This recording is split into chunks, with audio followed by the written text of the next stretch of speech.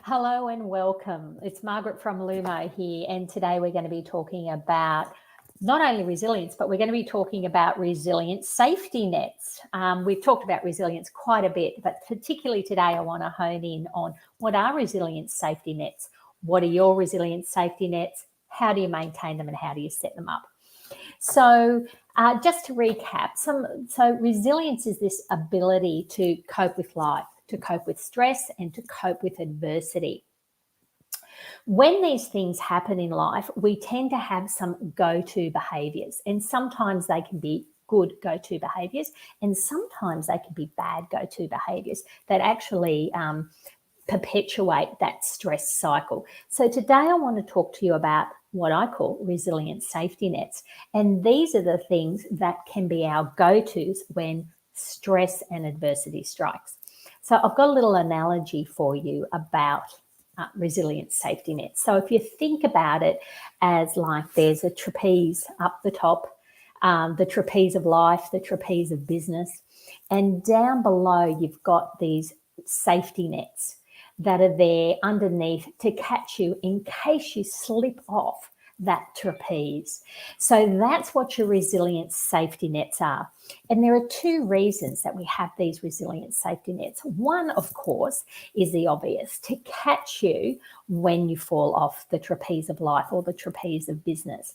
It stops you from hitting the hard ground, okay? It can make that fall landing just that little bit softer so that you can get out, climb back up the ladder and get back on the trapeze. You still fall, but you're okay and you can get back in there. That's where the safety net part of it comes into it.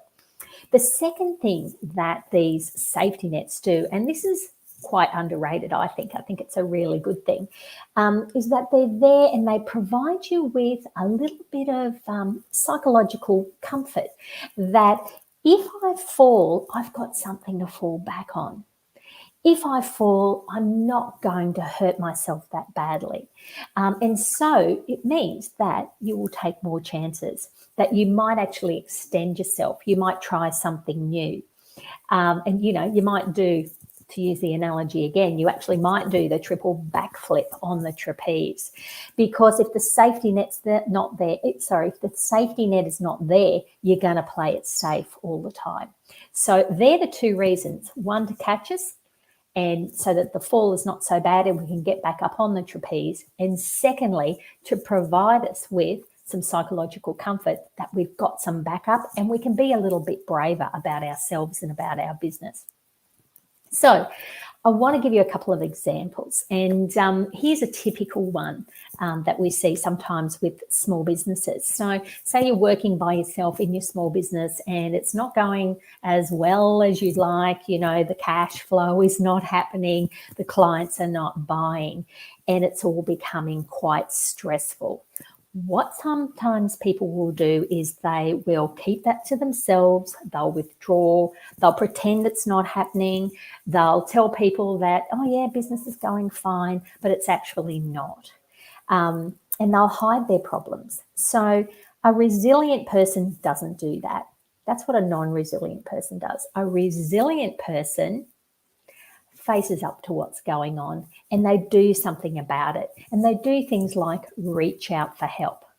So resilience is not a DIY activity. It's something where we really should reach out for help, and resilient people reach out for help. So you might reach out to a good friend, a close confidant, a business mentor, a business coach. So resilient people don't wait until the problem gets bigger and bigger or hides problems. Resilient people reach out. So in this case, your resilient safety net will be your connections. It might be your business network, or it might be your business mentor or a good friend. Okay. So another example might be, you've had a bad week, suppliers haven't come in, staff have been off sick, and then you get a big bill from the ATO or something like that. And you get to Friday and it's just like, oh my God, this is terrible. What do? The stress has been rising up. How do you respond?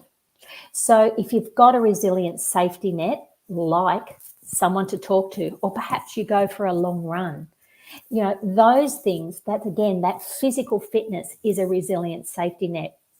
If you're not going to do that, what else could you do? You could get into the negative behaviors. So go home and drink a lot of alcohol.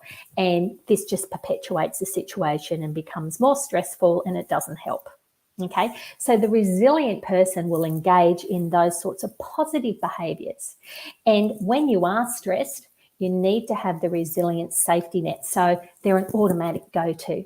Okay, so this week I would suggest you do this. Think about, what are your resilient safety nets? Are they good connections? Is it your physical fitness?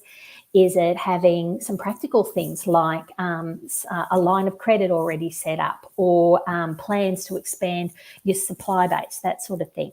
So having these sorts of things in place before adversity strikes is the way to do it. So look at what your resilient safety nets are, appreciate them, nurture them, and if you need more, get on to building more safety nets.